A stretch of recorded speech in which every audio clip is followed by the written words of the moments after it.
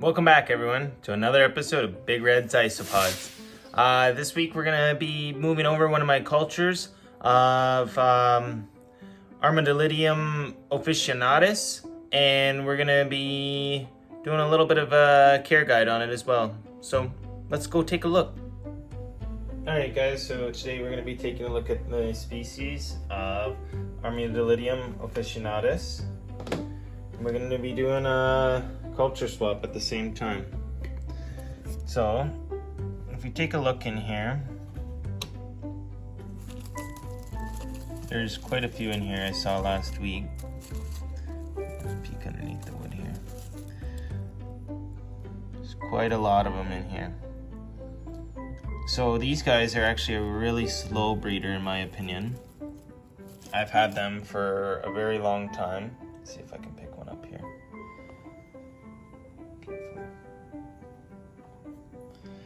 I've had this species for a very long time.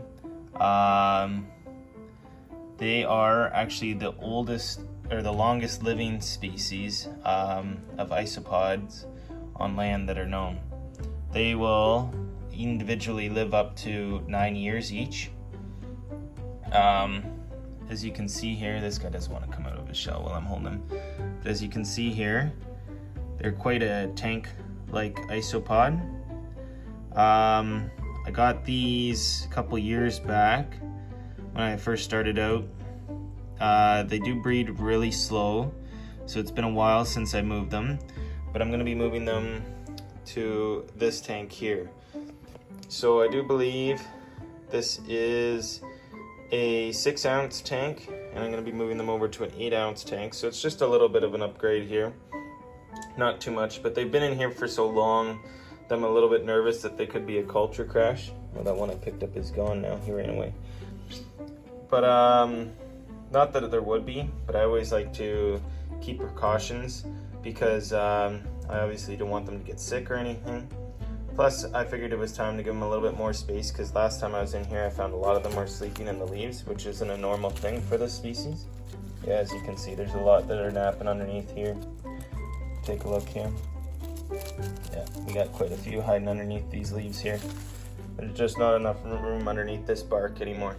So instead of putting another piece of bark in here or anything like that, we're just going to take them and we're going to move them on over to the other tank. So just the same as every other time, I'm going to be using my substrate mix that you see me mix up in a couple videos so far. It's got some cocoa fiber in it, a lot of worm casting soil, some leaves that I've mixed in here, a little bit of sphagnum moss that you can see all around, terrarium moss in here, and then some bark bits as well. I know that the cocoa fiber doesn't do much for them in food-wise, but I like it because it keeps moisture in the soil, and that's very key for having isopods. You don't have to have the cocoa fiber. I just prefer to use it. I know it doesn't do, like I said, it won't do much for their eating because they will eat the soil. I know it won't help them with their diet, but it'll help them stay moisture retentive, or help the tub stay moisture retentive. So we're just going to move on some soil on over. Not too terribly much because these aren't a burrowing species. And also we're going to have soil from the old tub going into the new tub. So I'm going to put one more scoop in here and we're going to move them on over. So I'm going to be moving these guys over in the same fashion that I do in most of my other videos. We're going to try to keep the dry side on the dry side. Or the wet side on the wet side, my bad, and the dry side on the dry side. So the side with the holes, you want to line up with the side with the holes, and the side without, you want to have it lined up with the side without. So I'm just going to spread this out a little bit more even here. I'm going to start by transferring over the bark. See, now that I've moved it around a little bit, we can see really how many isopods are in here. So it may not be a lot for some of the species, but for Officinalis, this is quite a few isopods in one container here.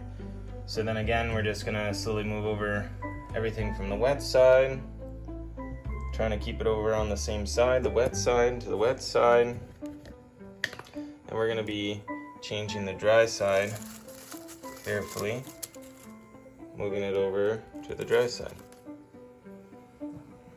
again, just grab one more handful here. Move it on over. Grab this little piece of cuttle bone. And then what I'm actually gonna do is I think I'm gonna dump this tub into here just like we have in other videos very carefully and move it around. So I've gently moved them over into this container and I'm just gonna quickly talk about them.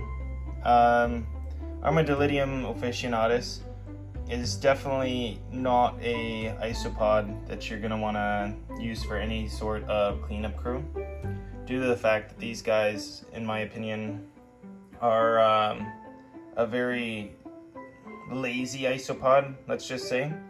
I find that they're mostly active at night, so they're mostly a nocturnal species of isopod. They do eat quite a bit, but not nearly as much as a lot of other species. They will eat more than some of the Spanish species I have right yet, but they aren't established.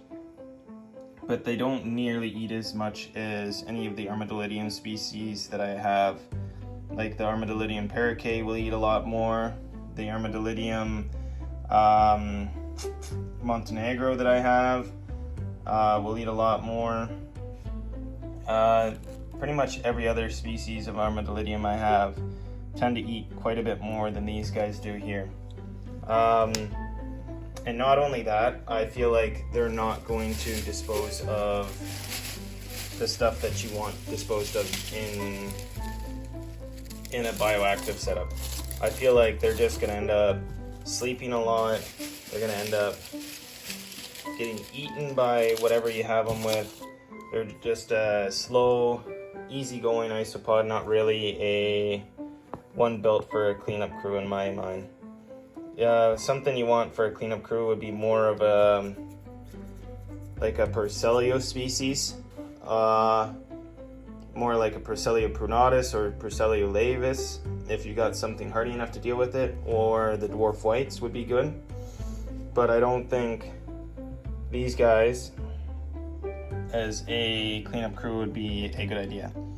Now, as a hobbyist, I do believe that these isopods here are just wonderful to have.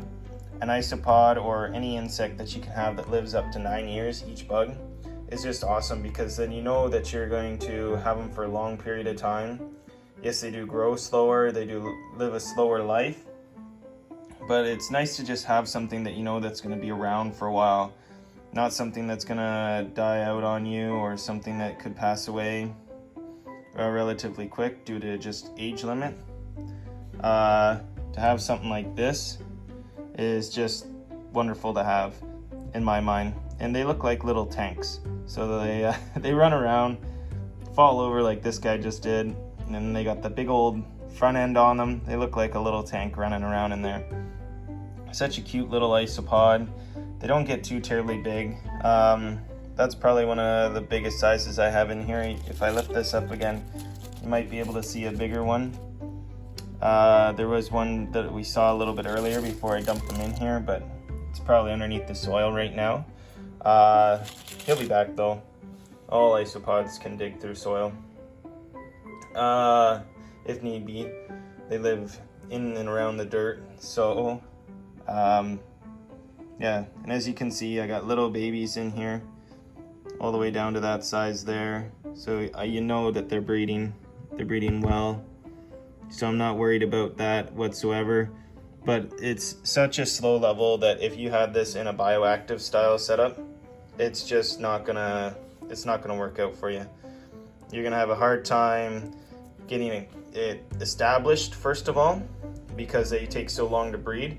And then even if you do get them established, it's gonna take a while for you to actually see anything disappear. You're gonna be cleaning up the entire time. You're basically going to have a bioactive setup with a relatively pricey isopod. It's not super expensive like some of the other species. It is a little bit more on the pricey side, but then you're going to be waiting forever, and you're going to end up cleaning up the mess anyway, which is not what you want in a bioactive setup.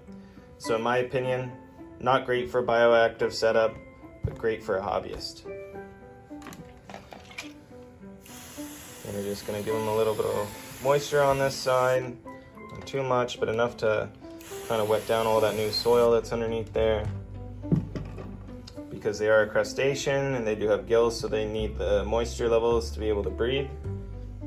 And then that's pretty much it. I could add another piece of bark, but I don't think I'm going to yet. I want to let them get established first before I mess around too much with them, because they are a slower species, slower breeding and slower living species. I'd rather them get used to what they got in their new setup now. They got a lot more space, and then I'll give them some more afterwards. So the last thing I'm going to do here is I'm just going to take a little bit of zucchini left over from feeding day here. I'm just going to sit a little bit in here, maybe one more piece over here, and then give them some of the fish food that they love so much.